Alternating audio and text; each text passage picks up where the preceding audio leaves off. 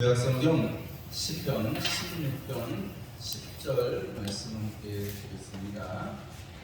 시편 16편 10절 말씀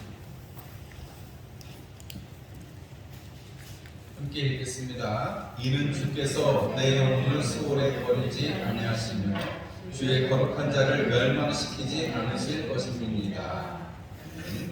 사도행전 2장 31절 말씀입니다. 사도행전 2장 31절 말씀 190쪽 보겠습니다.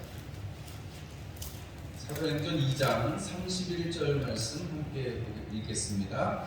미리 본고로 그리스도의 부활을 말하되 그가 음부에 버림이 되지 않고 그의 육신이 썩음을 당하지 아니하시리라 하더니. 할렐루야. 우리 지난주에 십자가를 지신 예수님 그 말씀을 이루신 것을 우리가 보았습니다. 오늘은 구약에서는 예수님이 하신 그 말씀이 이루어진 것 어떻게 보면 더 있습니다만은 수백가지가 되는데 좀 제가 줄여가지고 여러 가지 좀 뭉쳐가지고 주제를 잡아서 마지막 시간으로 부활하신 예수님에 대한 말씀을 함께 상고하려고 합니다. 여러분 십자가이셨을 때 주님께서 뼈도 꺾이지 아니하시고 또 창에 찔리셔가지고 물과 피가 나오는 그 모든 예언들이 이루어졌다는 것을 우리는 압니다.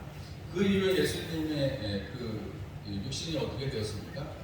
부자 아리마대 요셉의 그 준비되었던 그 무덤에 들어가게 되는데요. 그것도 이사야서 53장 9절 말씀을 보면 그는 강포를 행하지 아니하였고 그의 입에 거짓이 없었으나 그의 무덤이 악인들과 함께 있었으며 그가 죽은 후에 부자와 함께 있었도다 해서 이사야서에 그 예언된 말씀이 아리마대 요셉이 자기가 준비했던 그 묘를 하나님 아들이 예수 그리스도를 묻는 데 쓰게 되지요. 그래서 예수님께서 무덤에 누이셨는데 그 예수님을 찾아간 여인들이 있었습니다. 그런데 예수님을 발견했어요? 못 발견했어요? 발견하지 못했죠. 한두 사람이 간 게 아니라 비록 여인들이지만 한두 사람이 간 게 아니라 성경에는 세 사람은 좀 넘는 것 같아요. 이름이 일단 밝혀진 것만 그렇고 그 예수님의 그 부활을 본 여인들이 있고 얼른 가서 제자들한테 얘기해가지고 베드로도 와서 보았다고 빈 무덤을 보았다고 성경은 기록하고 있습니다. 그래서 우리가 오늘 이 부활에 증인된 제자들, 그래서 예수님이 부활하시고 난 다음에 40일 동안 이 땅에 같이 계셨는데 쭉 같이 계셨던 건 아닌 것 같고 띄엄띄엄 같이 계셨던 걸로 보여지는데 예수님께서 부활하신 다음에 그들과 함께 계시고 그리고 보시는 가운데서 갈릴리에도 갔다 오시고 또 같이 좀 지내시면서 가르치셨다가 예수님께서 예루살렘 건너편 감람산에서 승천하시는 장면들을 500여 형제들이 승천하시는 모습을 보았다고 고린도서는 기록을 하고 있습니다. 예수님께서 부활하셔가지고 같이 제자들과 계셨고 제자들이 보는 가운데서 하늘로 올리신 것을 본 사람이 500명이나 된다는 거예요. 여러분 유대인들의 율법에는 증인을 하려면 2사람 이상이 증인이 돼야 되거든요. 그런데 여러분 500명이나 증인이 있다는 것은 확실한 일이겠죠. 제자들도 물론 많습니다만 이 일을 반대로 예수님이 부활하셨다는 이 이야기를 전하는 것을 얼마나 싫어하는지 여러분 사도행전은 우리가 아침에 새벽에 금, 토, 주일 이렇게 3일 동안 새벽 묵상을 사도행전을 하고 있는데 거기 보면 그 부활 전하는 것을 죽은 자의 부활 전하는 것을 싫어하는 사도계인들도 나오고 또 그 예수님의 부활을 싫어하는 사람들의 이야기가 나옵니다. 여러분 다른 거 예수님이 우리를 위해서 죽으셨다까지는 사람들이 받아들일 수 있는 여지가 있습니다. 그런데 예수님이 부활하셨다라는 얘기를 받아들이는 것은 상당히 어려운 일이고 그것은 정말로 하나님의 은혜가 아니면 우리 가운데 그것이 믿어질 수가 없는 것이 예수님의 부활입니다. 왜냐하면 여러분 상고 이래로 사람들은 다 영생을 사모합니다. 불사를 사모하죠. 오죽했으면 진시황대도 3,000명에 달하는 사람들을 전 세상으로 뿌려서 가서 영생할 수 있는 것을 구해와라 할 정도였으니까요. 여러분 우리가 이집트의 파라오라든지 이런 모든 것들을 우리가 해석할 때 혹은 우리가 무덤을 머리를 동쪽으로 가게 묻어야 된다 이런 얘기를 하잖아요. 왜냐하면 동쪽은 해가 뜨는 곳이니까 항상 그 해가 뜨는 것, 해가 매일매일 뜨는 것처럼 영원히 그렇게 살아라 근데 뭐 과학자들이 연구하는 바에 의하면 태양계도 영원할 수 없는 곳이라고 하죠. 우리 인간에게 70년, 80년 사는 사람들에게 45억 광년을 우리가 45억 년을 생각한다고 하면 여러분 그건 정말 하루살이보다 더한 처지죠. 우리는 사실. 그죠? 여러분 45억 년이래요. 45억 년. 지구 나이가 45억 년이라는데 잘 모르겠습니다. 저는 뭐 과학자가 아니라서. 그런데 하나님께서 이 땅을 지으시고 온 우주 만물을 지으신 분이라고 고백하는 게 차라리 속편합니다. 지금 과학을 믿는 것보다. 뭐 과학이 다 맞는 게 아니니까요. 뭐 이렇게 말씀을 드리면 좀 과학을 너무 이렇게 너무 설득보는 거 아니냐 싶지만, 여러분 과학으로 설명되는 것도 있지만 과학이 설명하지 못하는 게 훨씬 많다는 사실을 기억하면, 여러분 우리가 아직 이 기껏해야 우리 인간이 갈 수 있는 우주 공간도 달이나 가지 뭐 화성이나 뭐 이런 데 못 가보거든요. 공상과학 영화에서 화성에다가 인간들이 살 수 있는 식민지를 개척하는 그런 영화들이 많은데 뭐 언제 될지는 모르겠습니다. 그거를 열심히 연구하는 사람들도 있으니까요. 그런데 여러분 어쨌거나 그거를 믿고 또 이렇게 우주로, 여러분 우주 이 지구 이 행성의 바깥으로 이 위성을 쌓아 올린 지가 벌써 25년, 30년 차이가 돼가는데요. 거기서 오는 그 전파를 받아가지고 우주과학 같은 이렇다더라 하는 얘기를 가끔씩 뉴스에서 보거든요. 여러분 우리 인간이 정말 과학이 많이 발달한다고 한들, 정말 공상과학 영화에 나오는 그런 얘기가 나온다고 한들, 여러분 사람들이 과학을 믿기도 하지만 과학을 다 해결할 수 없는, 정말 우리 머리로 해결할 수 없는 부분들이 너무나 많습니다. 그런데 그 중에서 제일 하나를 꼽으라고 한다면, 여러분 사람이 죽었다가 다시 살아난다는 게 사실은 믿어지지 않는 것이죠. 제가 좀 장황하게 설명을 했습니다만, 사람들이 과학을 믿습니다. 여러분 과학을 믿는 것처럼 사람들이 분명하게 얘기하고 분명하게 할 수 있는 것은 사람은 반드시 죽는다는 거죠. 히브리서 말씀에도 사람이 한 번 죽는 것은 정한 이치요 그 후에는 심판이 있으리니 이렇게 말씀을 하고 있습니다. 죽음 그리고 그 이후에 있는 심판에 대해서 예수님께서는 나를 믿는 자는 죽지 않겠다라고 말씀하셨고, 심판에서 옮겼다, 이미 영생을 가지고 있다라고 말씀을 하십니다. 그 예수님이시니까, 부활하신 예수님이시니까 이 얘기가 가능한 것이죠.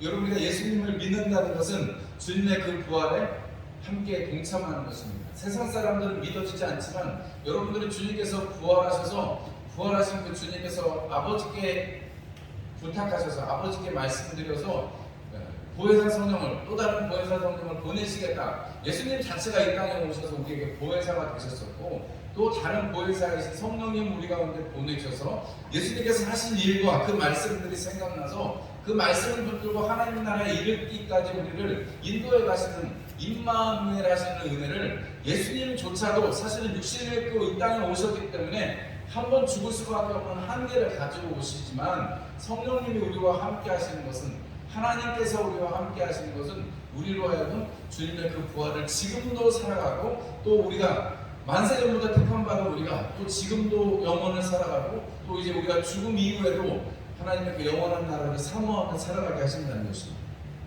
그래서 예수님의 부활은 여러분 그런 의미가 있습니다. 육신으로 이 땅에 오신 그 하나님의 그 아들 예수 그리스도, 하나님의 큰 사랑의 결정체지요. 예수님께서 십자가에 죽으신 것, 예수님께서 십자가에 죽으심으로 말미암아 대속의 은혜를 감당하셨습니다.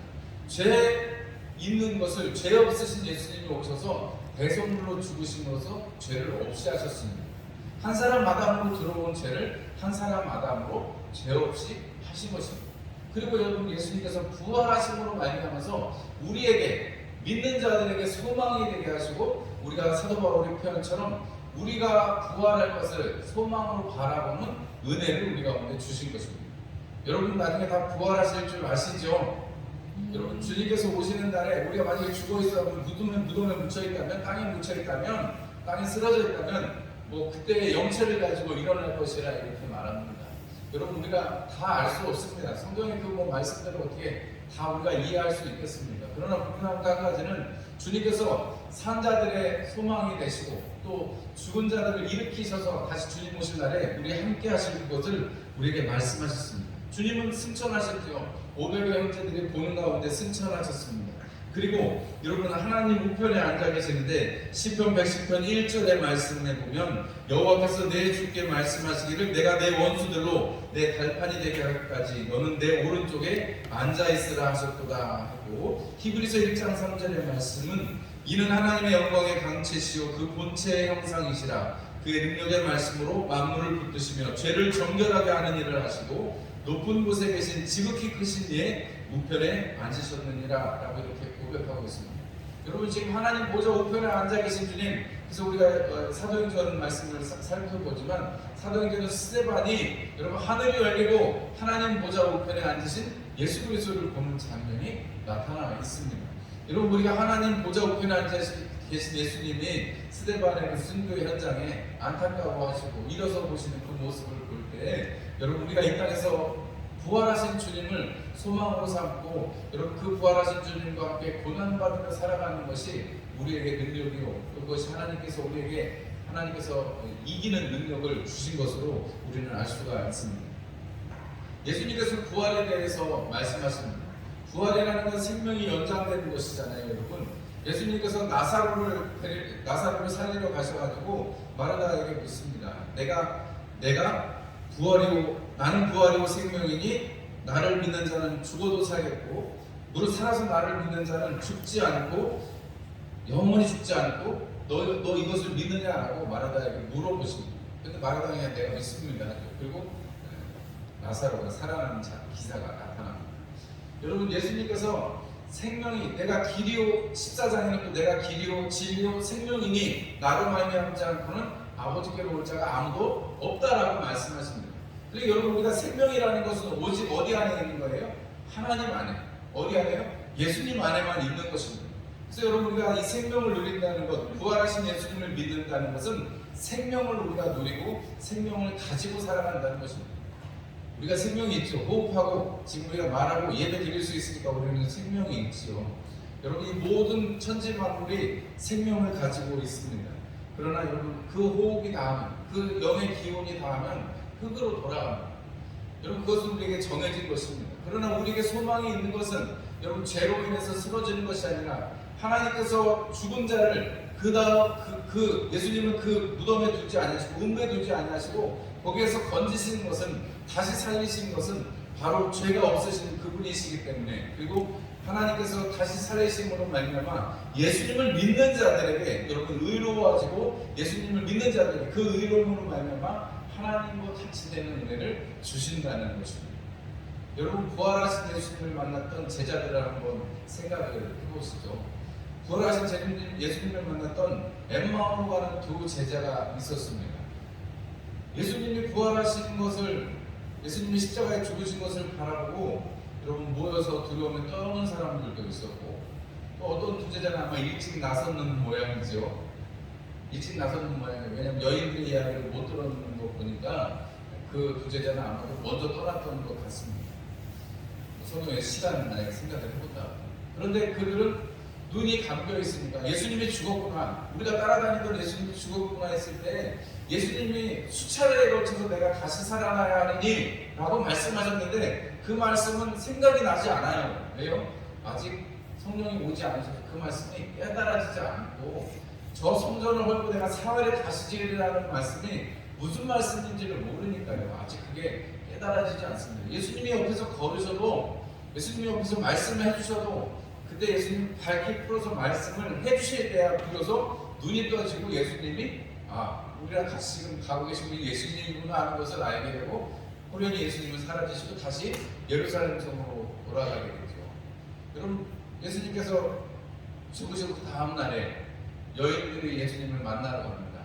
예수님을 만난다는 건 살아있는 예수님을 만나는 게 아니고 예수님이 너무 처참하게 돌아가셨으니까 시신이라도 닦아드리고 거기에 향유를 바르기 위해서였죠.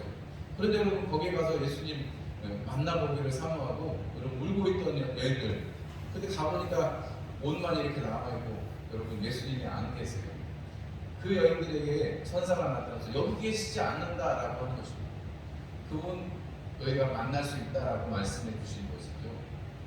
그런데 여러분 그 여인들의 이야기를 들은 베드로와 제자들, 요한이나 이런 제자들은 그 예수님의 그 부활의 현장에 와서도 그것이 뭔 일인가 그런 생각하지. 그러니까 성경의 교관을 쭉 읽어보면 그들이 예수님이 살아나다고 막 동네방네 떠들거나 뭐 이런 게 아니고, 여러분 그들의 행동을 보면 부활하신 예수님을 만나는 거에 대해서 그들도 여전히 엠마오로 가는 그 제자들처럼 여전히 무덤덤한 모습이 있습니다.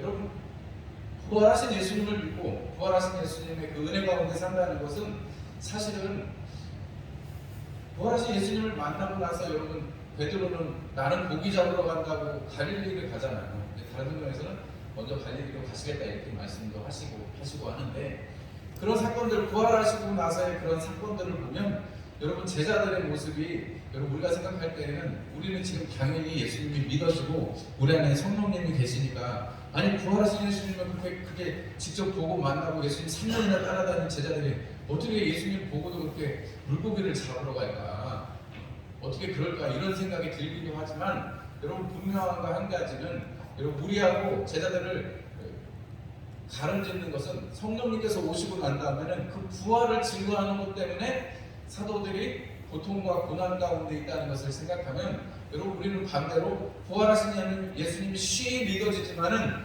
그 부활하신 예수님을 어떻게 보면 증거하지 않고 있는, 혹은 부활하신 예수님의 그 현장을 보았어도 우리가 뜨뜻미지근한 베드로 같은 그런 모습을 우리가 오히려 믿을 때는 그것이 우리에게 은혜가 되고 믿어졌다가 살아가고 우리가 신앙생활을 하면서는 오히려 뜨뜻미지근해지는 갈릴리로 자꾸 돌아가는 그런 모습이 우리의 모습이 아닌가 싶습니다. 여러분 부활하신 예수님을 모시고 살아가는 우리 능력 있는 주의 제자들이 되시기를 주님의 이름으로 축원합니다. 예수님 부활하시고도 그 자리에 머무르거나 두려움에 떠는 자들에게 늘 주님께서 말씀하시는 평안을 구하고 그 평안 가운데서만 있기를 주저할 것이 아니고, 여러분 사도행전은 스데반의 고난 이후에는 어떻게 돼요? 핍박이 일어나서 다 터지잖아요. 왜 터졌겠어요? 주님께서 예루살렘과 온 유대와 사마리아와 땅끝까지 내 이름을 증거하는데 안 가고 다 예루살렘에 뭉쳐 있으니까 하나님께서 일부러 흩으신 거거든요. 여러분 우리가 부활하신 예수님을 모시고 그래서 그 은혜로 살아가면, 그래서 그렇게 사도행전에 사도 바울 같은 역사가 있게 되는 것입니다. 베드로 같은 역사가 있게 되는 것입니다. 여러분들에게 오늘 부활하신 예수님이 마지막 52주차 마지막 저녁 예배에 부활하신 예수님에 대한 말씀을 증거하게 된 것을 참 감사하게 생각합니다. 우리가 이 안을 마감하면서 하나님 내 잔이 넘칩니다. 왜요? 부활하신 주님이 늘 나와 함께 하시고 나에게 소망이 되셨기 때문에, 하나님 내가 이제 나이가 많고 늙어서 하나님 어제 같지 않고 작년 같지 않은 그것이 내게 입술에서 나오고 내가 한판이 될지라도 하나님 나는 부활하신 주님을 소망으로 삼고 흔들리지 않는 소망을 유업을 받았은즉, 여러분 우리가 주님과 함께 동행하고 성령님과 함께 여러분 능력의 삶을 살아가시는 저와 여러분들이 되시기를 주의 이름으로 축원합니다. 기도하겠습니다.